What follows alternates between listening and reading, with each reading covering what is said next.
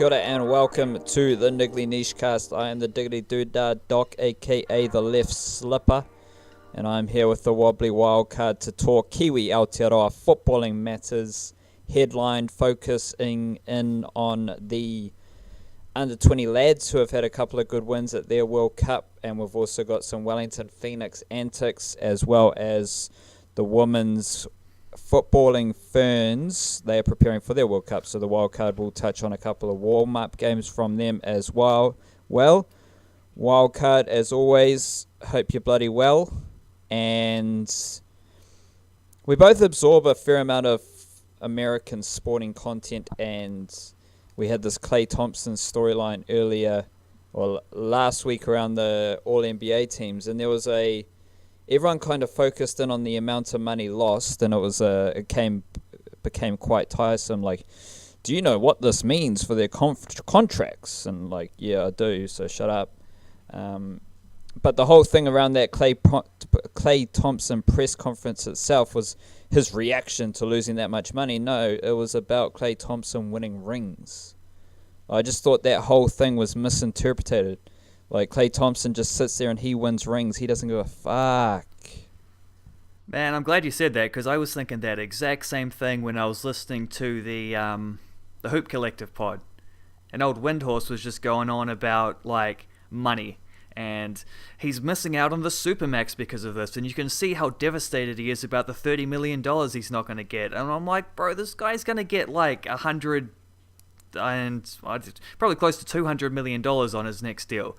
Like, what's another $30 million? Like, how much money does a person possibly need? He's already getting, like, I don't know, $15 to $20 million a year, I would guess, just as an estimate. It might be more. I have no idea what he's on. But, like, okay, he wants to get what he's valued for, sure. But I was same as you. I thought that was purely, like, I don't think he was even thinking about money. I think he was thinking about just, like, as a professional who's dedicated his life to the pursuit of being the best basketballer possible, he felt like he was snubbed in that moment because he wasn't respected enough to, edge out Bradley Beal and Kemba Walker. And to be honest, I kind of think that that was fair enough. I think if you're looking at the 6 best guards in the NBA this season based on their performances this season, I think he probably was the 7th best. So I don't think it's like a scandal that he missed out, but I love the competitive aspect of him. I love Klay Thompson, full stop. He's one of my favorite basketballers, and I wish to God he leaves the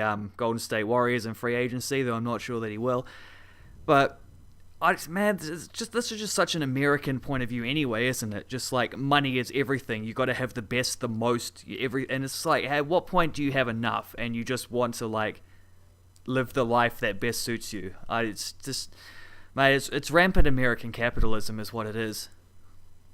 Yeah, but the thing about what makes it unique with Klay Thompson is I get the idea that, yeah, $30 million is still a lot of money, blah, blah, blah, that's how they all portray it. But throw that out the window and you've got Klay Thompson, who is in a very unique situation where none of the other shit matters. Because Klay Thompson is who he is, and he is the epitome of putting it all aside just to win basketball games and win basketball rings and championships and all of that stuff. And it's like, people don't realize that to win, you need guys like that, or you need to be a guy like that. And they still focus so much of it on what these guys want, which is the money, which is this guy needs to turn down this so he can make this amount of money. And it's like, well, what's if this guy just wants to play in a good team? What's if this guy just wants to be comfortable and appreciate life where he's at right now? Like, what his whole purpose about chasing a contract doesn't need to be based around financial implications of that contract. Well, yeah, because when you think about it, in a salary capped league, it's actually in the team's best interest for their best players to take less than the maximum so that you can fit more good players in around them at a competitive enough price to be able to prize them away from, the free agency bargaining table of other teams. And Klay Thompson has done that his whole career, hasn't he? He's always he could go to at least 10, 15 teams in the NBA in free agency this summer where he would be the best player on that team. He currently isn't even the second best player on his team. And, I mean, with Draymond Green having a bit of a resurgent playoffs himself, you might even say Klay Thompson isn't the third best player on his team. I wouldn't go as far as that myself, but, it's a debate you can have. And this is because Klay Thompson has been such an accommodating guy over the years with that Warriors team, and that's why they win games, is because they got superstars, falling out of their ears. And to be able to do that, you have to put a certain amount of ego aside to make it work, and that's Klay Thompson right there. That's why I've always really liked him, because he's a dude who just he doesn't take that side of things too seriously, and also he once wore a Grateful Dead shirt to a game, so I appreciated that one as well myself. Always one for the little details, aren't you, Wildcard? For and I'm sure. sure there are a couple of details that you would like to expand upon with regards to the New Zealand under-21 men's football team. They just defeated Norway 2-0 this morning. Absolute cracker of a goal from Gianni Stensness. And where did the other goal come from? It came from John Kitolano with the own goal. That's not too handy from Mr. Kitolano.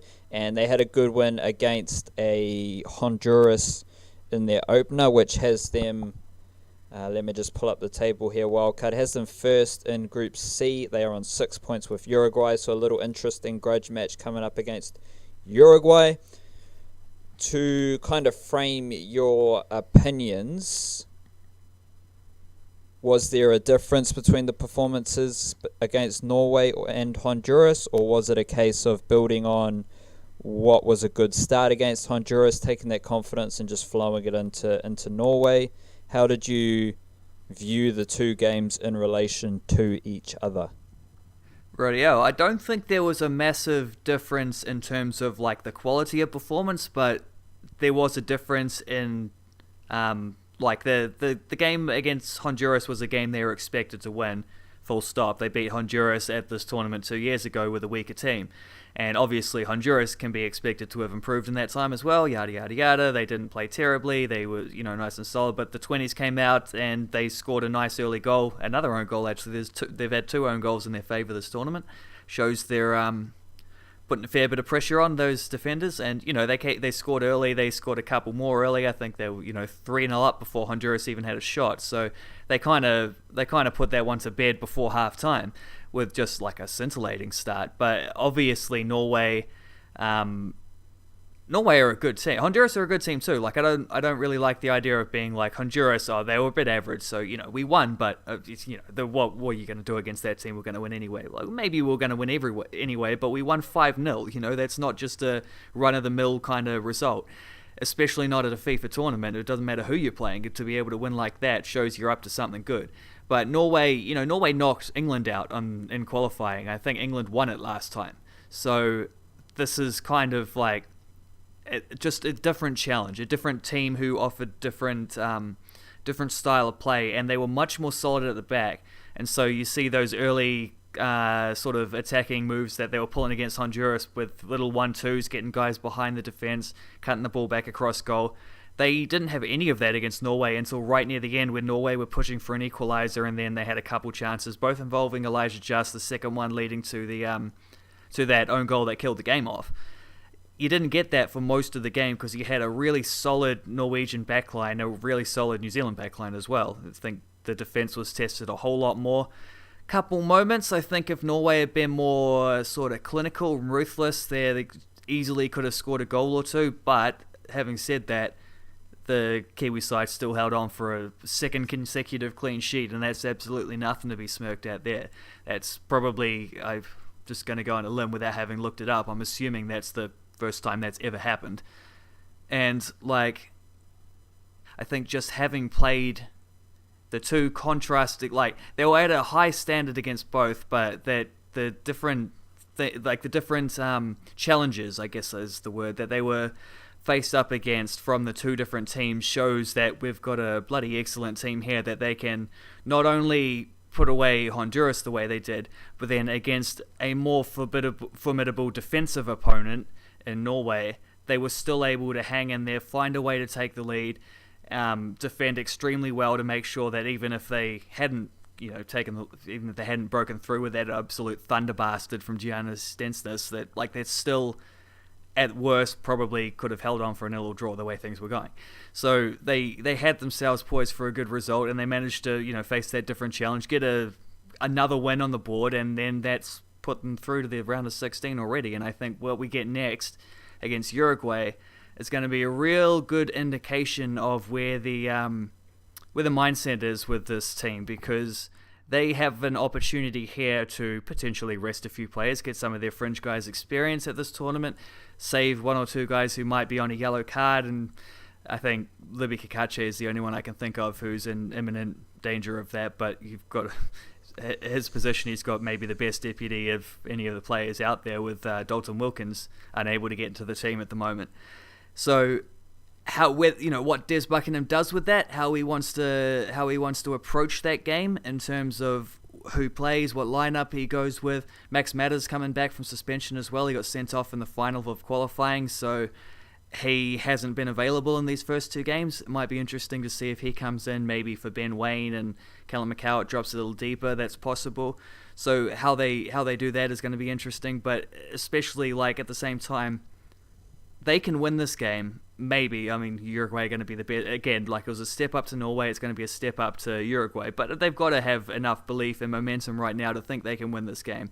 And if they do, or even if they draw with their superior goal difference right now, they'll finish top of this group. And if they finish top of this group, they're going to be playing potentially a 3rd place qualifier in the round of 16. And that's going to give them, that's going to put them in a position to maybe win that game as well. And if they can win that game as well, then all of a sudden we're in the quarterfinals and on a real run here, and sky's the bloody limit. Like, who knows? It's an under-20 World Cup, so you can't just expect the way you do at a senior World Cup that the best teams will just find their way to the end. The same teams win it all the time. That's not the case in these under-20 World Cups. Like, unexpected teams go on crazy runs in junior football. The under-17 girls last year made it all the way, finished 3rd in their World Cup themselves. So, there's a precedent been set, and I don't see why they wouldn't believe that they can make that run, but we're going to find out whether they do or not, I think, in the way they approach that Uruguay game. Because if they're ruthless, if they really go for it, like, they can beat that team. But I watched Uruguay I watched the replay of Uruguay's game afterwards. They were solid. They only beat Honduras 2-0 though. Honduras played a lot better in that game. I think Honduras probably crumbled a lot against us just by conceding those early goals. But Uruguay, again, like the best team that they will face in this group stage. It's better step up with every progressive game. But, I've got to think that they believe that they can beat that. So it'll be fun to see how they go in that game. It'll be fun to see how they shape up, fun to see what they do. You mentioned perhaps Max Mata coming back into the lineup. Have we seen the strongest incarnation of this under-20s team over the 2 rounds, collectively, or have there been a couple of positional formation shifts? How do you view the first 11 coming together? Well, the team that they've played has been the team that played in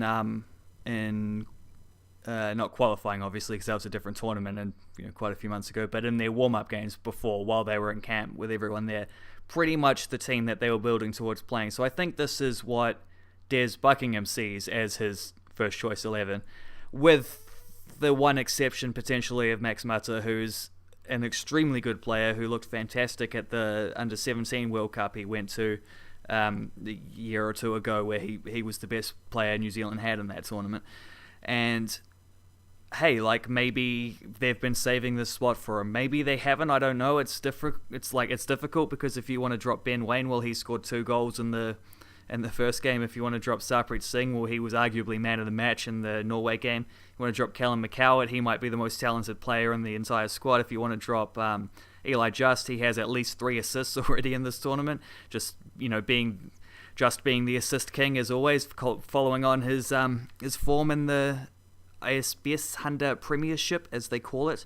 So it's tough decisions. I don't know exactly how you want to do that. I think Wayne would probably be the most vulnerable. He's the youngest dude in the squad, so, but yeah, I mean, in the very least, they've got a quality attacking weapon coming off the bench in the last couple games, whether it's Mata or Wayne or Just or whoever. So there's options. I thought the funny thing is about the second game was I was thinking during the first half that as Gianni Stensness misplaced one or two passes, and thinking from what I've seen of him as playing both centre midfield and centre back for the Phoenix Reserves during the last premiership season, what I've seen of him playing for the Wellington Phoenix senior team once or twice, I was thinking maybe they might have been better suited with someone with a little more passing range, someone like all that tough defensive mindset like a Trevor Svetsloot who played towards the end of the second game, or maybe like Leon van den Hoven, who's playing in Holland at the moment, or even Don Woolridge, who was the starter for Eastern Suburbs in the Premiership final. So thinking that thought going through my mind, and then all of a sudden Stensness whacks it just a ripper of a goal to open things up in the second half, and I thought, okay, yeah, nah, I see the point now. Like, I see how we've got quite a nice balance of players in that team who complement each other in different ways. Like, you got Wayne, who's better at running at defenders. Macau is just a master at linking up with everyone, little 1-2 passes.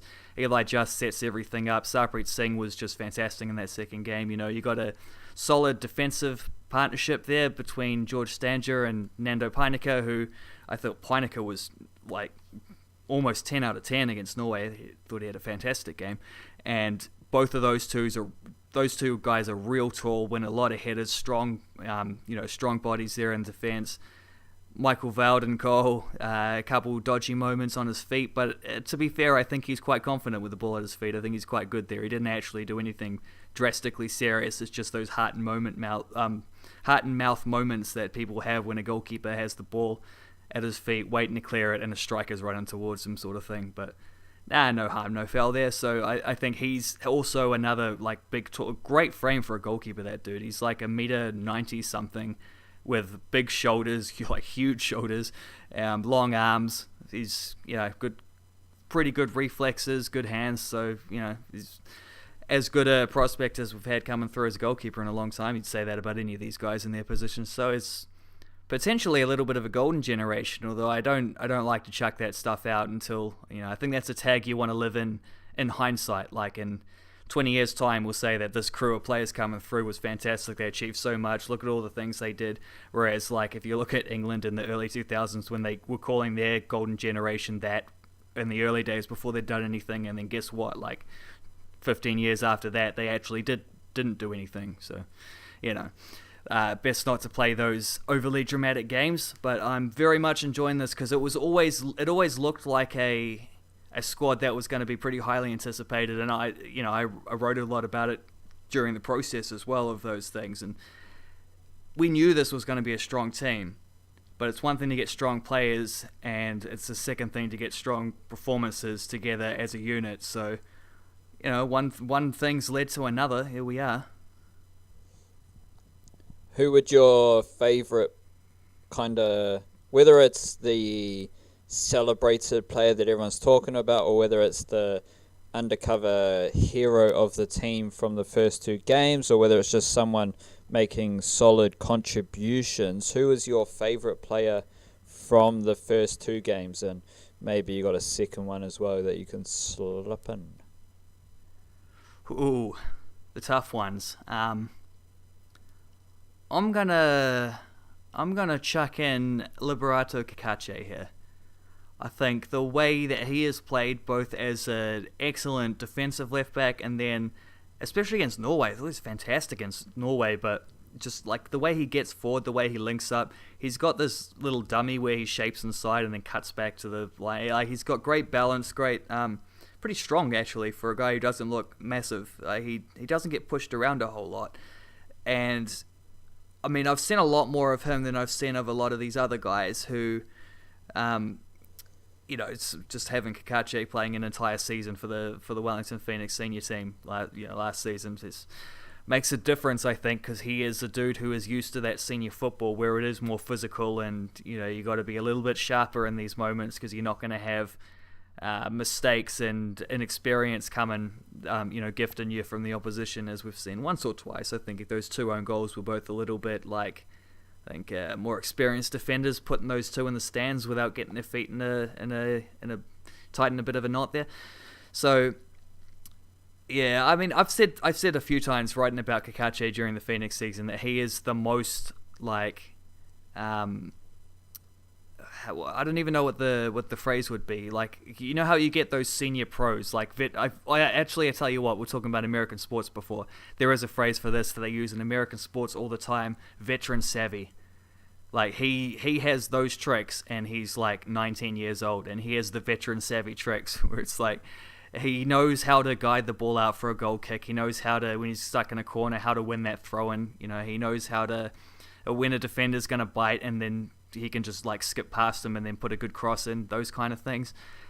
He actually went on a couple little mazy runs as well, which we didn't see as much with the Phoenix. There were a couple times he certainly did that, but there were like 3 or 4 times he's done that in each of these games. So he's been a fantastic performer, and I don't know that he's going to get a massively long career at the Phoenix, to be honest, dog. I don't think I can lock that one in because, like, dude's going to have a bit of interest from overseas, I've got to imagine, at some point. One would hope so. The production line of the Wellington Phoenix, just churning them out. No one really talks about that. It's looking good at the moment, but it's does a decent job. We will squiggle our way into some Wellington Phoenix talk now. We've had a little bit of time with Mr. Uffie Talay. We've had news that Roy Krishna is leaving the A-League, and a couple of other dudes gapping the scene. It looks like the Wellington Phoenix kind of clearing the decks to some extent. Could you just summarize how you're feeling right now as a Wellington Phoenix connoisseur? Are you feeling more like we're taking steps forward from the Mark Rudan's season?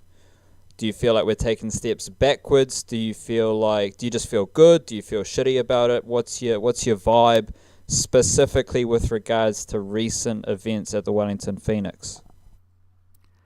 Yeah, well, I don't think Uffie, as he says his friends call him, so I'd like to think I'm a friend of his now that I'm writing about him on the regular. I don't think Uffie is a step back from Mark Rudan necessarily. I think they're relatively different managers. I think we got a good indication at his press conference that he has a different personality. He's not as sort of like boisterous, effusive as Rudan can be.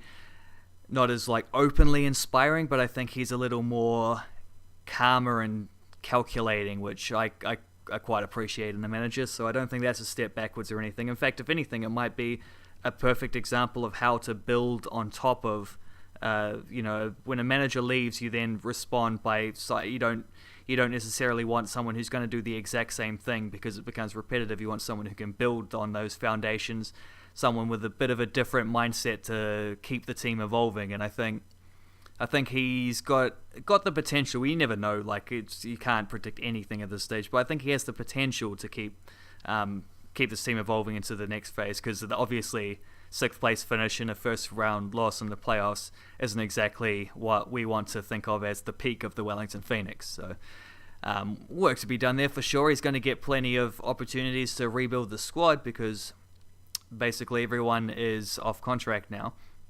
I think there's 7 guys locked in as it is, but yes, clearing the decks, yes, that's going on, and it's not Mike Rudan's fault, despite what some people would like to suggest. Only 2 players have actually followed him to Western United, and I would say only one other that anyone would care about has the potential, and I think David Williams might end up going to Asia or something like that, getting a paycheck in the same way that Roy Krishna has, and who could blame either of them.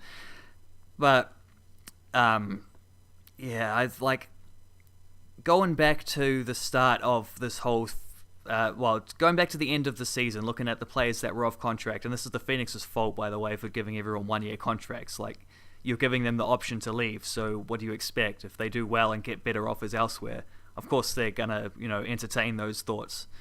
So whatever, like that's just it is what it is at this point. You can't change those things now. But looking back at the start of the start of the off season, whatever, however you want to phrase it, I would have said, and I did say, in fact, there's only one player in this team who wasn't on contract. If Stephen Taylor had been a free agent, then maybe you could have chucked him in a similar thing. But there's only one player coming off contract who would drastically change the Phoenix's fortunes if they retained him or lost him, and that was Roy Krishna, and they've lost him, so I'm a little bit... you can't be pessimistic at this stage, because obviously they've got another import spot to fill there, and you never know how the imports are going to go until you've seen them play. So just got to trust they're doing their due diligence there and signing someone decent. But yeah, that is a massive blow, and the only massive blow they really could have copped, because other than that, they've re-signed the solid, reliable Kiwi players. So it's just a few like guys who are just, imports come and go. You expect to have to sign new imports most seasons anyway. So no dramas there. You hope they can sign someone as good, sweet as, or better in a couple of those cases even. And then you're just left with a few Australian guys who obviously would always prefer to play in Australia, where they're from, where their families are. Like, that just makes sense. If you sign Australian players as the Phoenix, maybe you'll get lucky and you'll get a Durante who ends up representing New Zealand. But more often than not, guys like, Nathan Burns the first time leveraged his Johnny Warren medal into getting a good deal in Asia. And those kind of things are going to happen when you recruit those players. You don't sign them for long term. You sign them to get the best out of them, and that, during that contract. So I think we got the best out of David Williams, and he was an up and down player, and I don't trust him to be the senior striker in a strike partnership. I think he needs someone who is reliable and consistently threatening, like Roy Krishna, to play off of. And I wouldn't have him next to someone, even if they sign like a Maya Bevan or someone like that. I don't think that would work very well. So yeah, it's tricky. It's tricky right now, but it's a long off season, so there's plenty of time to wait for those transfers to roll on through. Would I be correct in, if I were to put words in your mouth, would you be more comfortable and content about the Football Ferns heading into their World Cup than you are about the Phoenix heading into the next kind of phase of their off-season? Probably, but not necessarily, because I think the Phoenix just have so much time to work with. There's no pressure right now to get anything over the line and done. They have time to, the next season doesn't start for 4 or 5 months. They got ages to sort things out. The Football Ferns have less than 2 weeks. So, but they've also, it's been such a rough one, because you normally have, let's say, it's a 4-year cycle between World Cups, but with women's football and with teams like New Zealand and a couple others that regularly qualify for Olympics, it's almost like a 2-year cycle. But they didn't have a 2-year cycle, they had a 1-year cycle, and they started from a pretty low place when Tom Samani took over.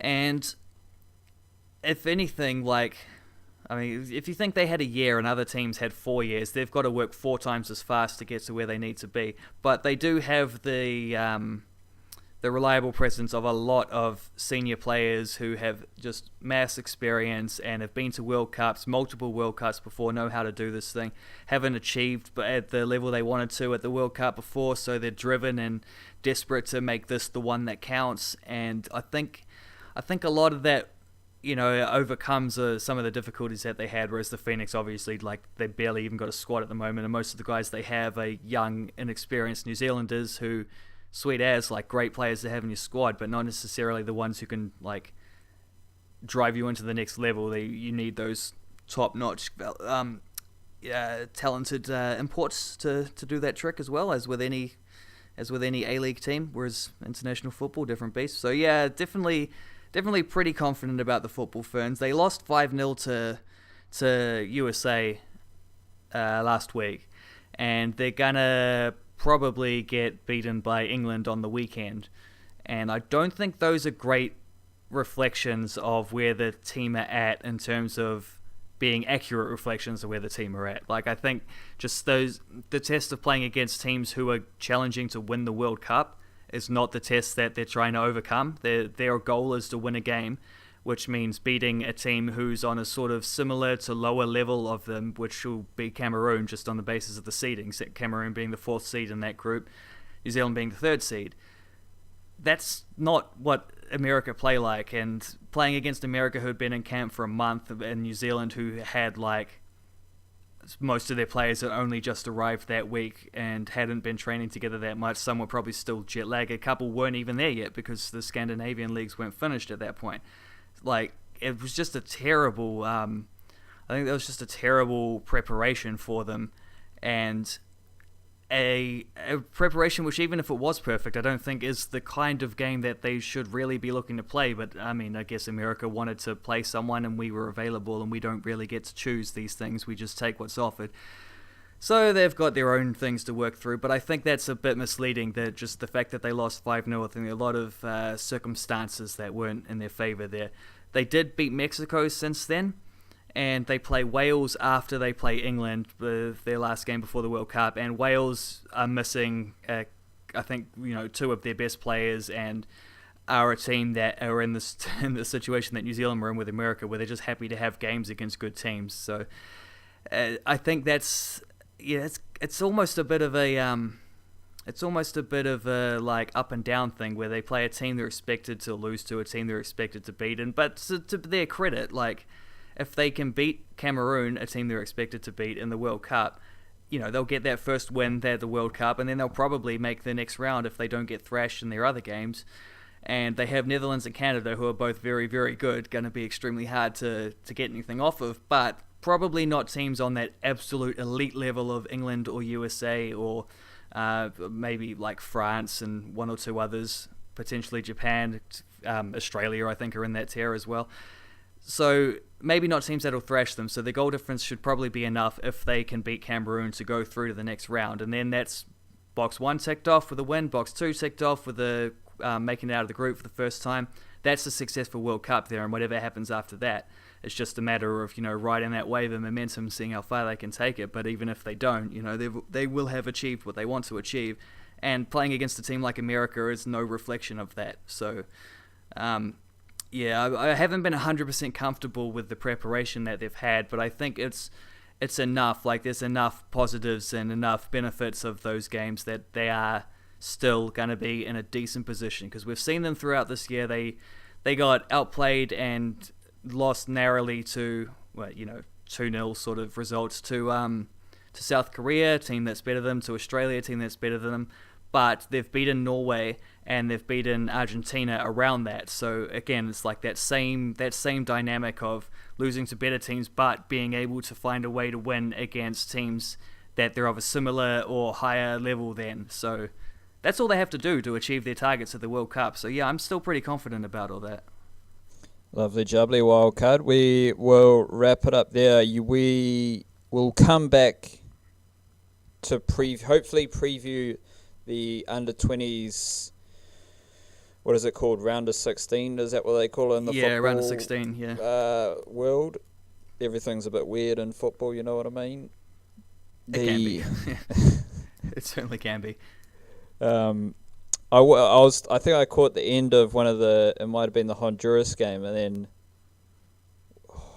one of the Kiwi dudes accidentally stood on the ankle of the Honduras dude. Yeah, Dalton Wilkins, and they had a long extended VAR thing. And then they stopped the game, and they got to go, and he's got to make all these symbols. He waltzes on over to the screen. It's like, surely there is a better way. Yeah, I know. Have an independent video referee, surely. Where it's worse is in the A-League, because in the A-League they have an independent guy who reviews the incident to then decide whether or not the referee needs to stop the game and review the incident. So it ends up getting reviewed twice, which takes even longer. I was so worried that Wilkins was going to get a red card just because they reviewed it, and I see this all the time in America, where they overthink these things in the MLS, and they'll be like, there's an extended break here, we got to take a big old look at VAR. Yes, it struck his arm. No, he's not trying to. Yes, if you slow it right down, you can see that his arm is slightly away from his body. But if you watch it at regular time, it doesn't, and then they'll always give a red card for those and a penalty, and it's quite Well, I would say depressing and frustrating, but I don't really care about the MLS other than the Kiwis that are performing in it, so it doesn't bother me too much, to be honest. Yeah, I can definitely see how the perception was that old mate under 20s Kiwi lad, it could have looked like it was a red card, but he was just like blindly walking around and accidentally stood on his ankle. So The dude swung his foot under where he was looking to, like the guy moved his foot under Wilkins's, moved his leg under his foot as he was already committed to, as they would say in the NRL, committed to the tackle. But anyway. so we'll be back to talk further under 20 stuff maybe early next week. We're going to come back and record tomorrow about the Black Caps starting their Cricket World Cup campaign, which is going to be very, very interesting. Give us a taster. The buzz that I've been on the last 24 to 48 hours is a sincere hope that Kane Williamson and Ross Taylor just score an absolute shitload of runs. And if they do that, then anything's possible, and it's like not too crazy that the Black Caps perform really well at this World Cup. So it's like my sincere desire to see these dudes like just show the world what absolute amazing batsmen they are is offset by more logical, common sense approaches. So not ideally, because ideally the Black Caps do real well. I did a poll on Twitter and a poll on Facebook, and they were terribly worded polls, but the idea is I just wanted to get a gauge of what our followers thought the Black Caps should be aiming for, and it was pretty unanimous, the semi-final stage. So just a little taster prior to tomorrow's podcast. It seems as though our followers view the Black Caps. Again, the way I worded the poll was pretty terrible, and like on Facebook, you've only got two options, so it's a bit difficult to do a poll like that. Pretty stupid idea, but it was interesting to see a lot of people appeared to believe that the Black Caps should make the semi-finals. That is, so anything less than the semi-finals may be deemed as a failure to varying degrees. So if they're fifth or sixth, well, they tried hard and there were better teams, and then anything lower than that, you're not so good. And yeah, so that we'll leave that there for people to listen to, and then come back tomorrow with our full Black Caps preview. Who do they face first up? Wildcard, India. In the World Cup, it is Sri Lanka. So we'll preview that and see what they're up to. They do play a warm-up game against West Indies. Fuck. Any cricket game where you can play with 13 batsmen and possibly 13 bowlers, do not care about the result. Do not care about individual performances. Like, it's ridiculous. Like, you cannot. If you're playing a cricket game with more than 11 players, it's taking the piss. Like, it's definitely a warm-up game for the World Cup, so you can't say anything too crazy. Like, do you think India really gave two shits about losing to New Zealand in a warm-up game? Well, that's why I was pissed off watching that game, because I wanted to see some cool cricket, and I thought, yes, they took the piss when I saw that they were swapping players out and whatever, but I was annoyed they didn't take the piss even more and let India just like send Virat Kohli back in and, just bat their 50 overs regardless and get 280 for 14 or something like that. Like, why not? It's a warm-up game. Just let out bowl. Like, man, it was so annoying because I wanted to get some conclusions, and all I got were more questions because Colin Munro was opening. The two spinners each only bowled 3 overs. Like, Jimmy Neesham got a wicket or two, which was cool, but de Grandhomme was starting. Does that, like, they both, I don't know. When you're swapping players in and out, you just got no idea. But, hey, getting reps, whatever. That's why I thought they should have just kept going, though. Just bat 50 overs regardless. Lose 17 wickets if you have to. Well, prior to recording, we were talking about the difference between England's preparation and New Zealand's preparation for this World Cup. You mean the difference between night and day? Yeah, and I was buzzing out because I was like, if you're England and you've done all this work for this World Cup. You're counting, like, they literally had, like, multiple series going on prior to the warm-up games. So they were warming up for the World Cup with series in England against different opposition. And then you've also got to play these 2 warm-up games. It's like, bro, can't we just get this World Cup started? Whereas you look at a team like New Zealand, couple warm-up games in England, same ground, same environment that you're playing the World Cup, it can be hugely beneficial because everything is so foreign to them right now. Like, their preparation for the World Cup's been zero. So if you're having 2 games against World Cup opposition, it might be more beneficial than ticking things over that England and a couple of other teams may be doing, like, when are we starting this bloody World Cup? So yeah, that's what we're going to talk about tomorrow, and that's what we're doing tomorrow. We'll talk about all that tomorrow. Otherwise, keep it real. That's today's message. Just keep it real. Be yourself.